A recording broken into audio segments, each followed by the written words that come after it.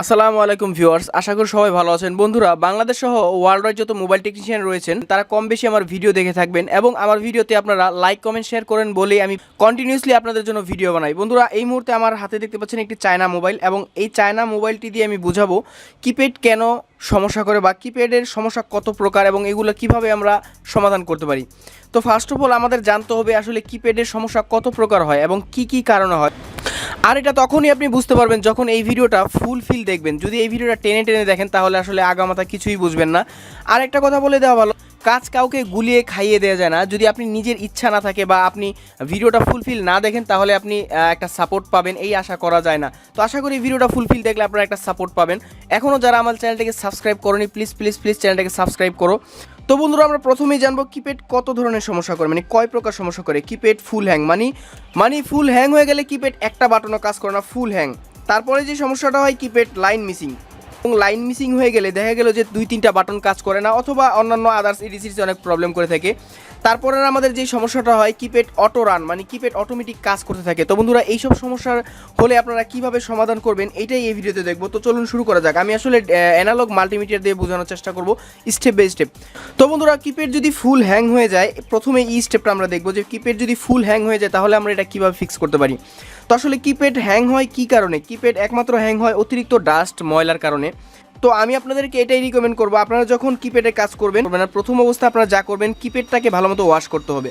তো friends, keypad wash করার পরেও যদি কাজ না হয় দেন আপনারা কি করবেন, এই এরিয়াটা মানে সিপিইউর আশেপাশে এরিয়া ফুল ওয়াশ করে চার্জিং পোর্টটাকে রিমুভ করে দেবেন। দেখতে পাচ্ছেন এই চার্জিং পোর্টটাকে অবশ্যই রিমুভ করে দিতে হবে।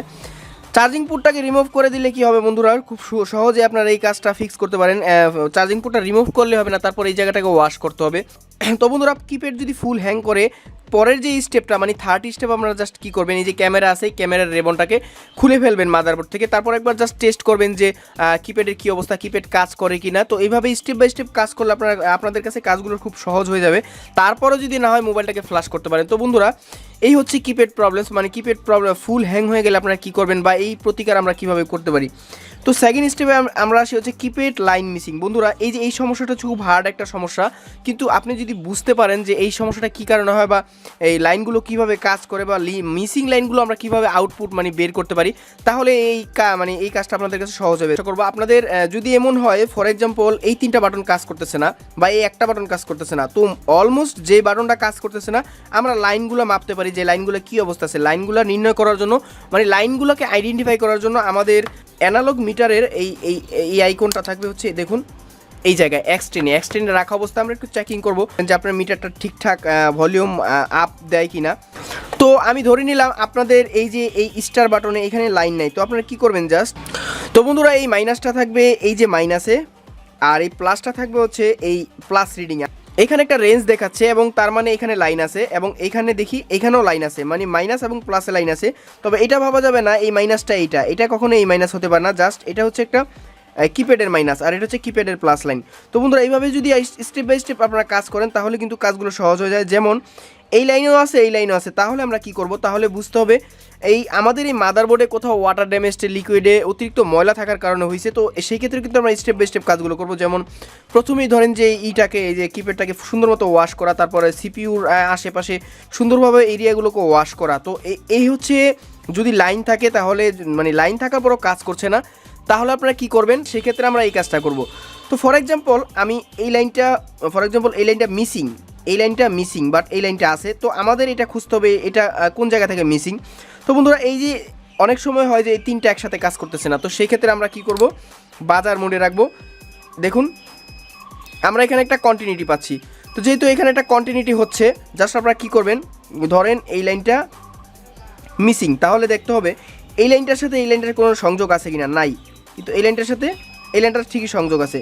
এটা হচ্ছে সিরিজ লাইন। বন্ধুরা, এই সিরিজ লাইনগুলো আপনি যদি বুঝতে পারেন যে কোন লাইনটা কীভাবে খাটানো হয়েছে বা কীভাবে ইউজ করা হয়েছে, আউটপুট হয়েছে বা ইনপুট হয়েছে, এইভাবে আপনারা লাইন নির্ণয় করবেন। তো বন্ধুরা, এতক্ষণ বুঝতে পারলাম আমরা লাইন মিসিং হলে বা এই লাইন আছে কিন্তু কাজ করতেছে না, তাহলে আমরা কি করব বা কীভাবে এটা সমাধান করতে পারি। তো এখন বুঝবো যে এই 3টায় বা এই সব কিপ্যাডে লাইন আছে তারপর জাস্ট এই 3টা বাটন কাজ করতেছে না, সব কাজ করতেছে। ওয়াটার ড্যামেজটা লিকুইডও নাই, আপনি ময়লা পরিষ্কার করছেন, চার্জিং পুরো উঠায় ফেলছেন, তারপরে হচ্ছে না। তো ফাইনাল স্টেপ আপনারা যা করবেন, যদি এই সমস্যা হয় তাহলে মোবাইলটাকে ফ্ল্যাশ করবেন।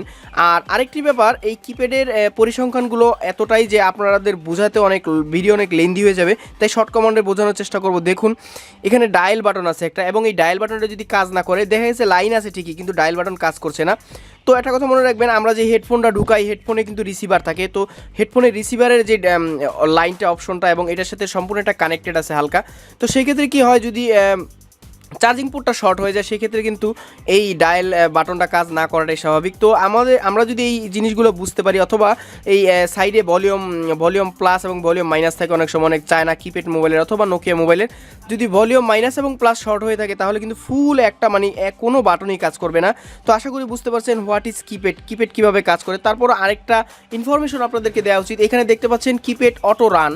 কিপ্যাড অটো রান করলে আপনারা কী করবেন বন্ধুরা? কিপ্যাড অটো রান করার মানে হচ্ছে, আমি একটু বুঝাই। অনেক সময় আমাদের এরকম হয়, আমাদের যে কাছে যে কাজগুলো আসে, 3-এ চাপ দিলে 1 ওঠে, 1-এ চাপ দিলে স্টার ওঠে, হ্যাশ ওঠে। তো বন্ধুরা এইসব সমস্যা হয় কিন্তু মূলত ওয়াটার ড্যামেজ অথবা লিকুইড অথবা ধুলা ময়লার কারণে হয় এইসব সমস্যা। তারপর আপনারা স্টেপ বাই স্টেপ কাজগুলো করবেন। যদি লাস্ট ফাইনাল ট্রিটমেন্টও না হয়, আপনি করছেন, এই কিপ্যাডটা পরিষ্কার করলেন, তারপর হচ্ছে এই সিপিইউর এরিয়াতে ওয়াশ করেছেন, তারপরে যদি কাজ না হয়, চার্জিং পোর্ট ফালানোর পরও কাজ হচ্ছে না, ক্যামেরা রেবন ফ্ল্যাশ করে অস্থির, তাহলে জাস্ট আপনারা কী করবেন বলুন তো?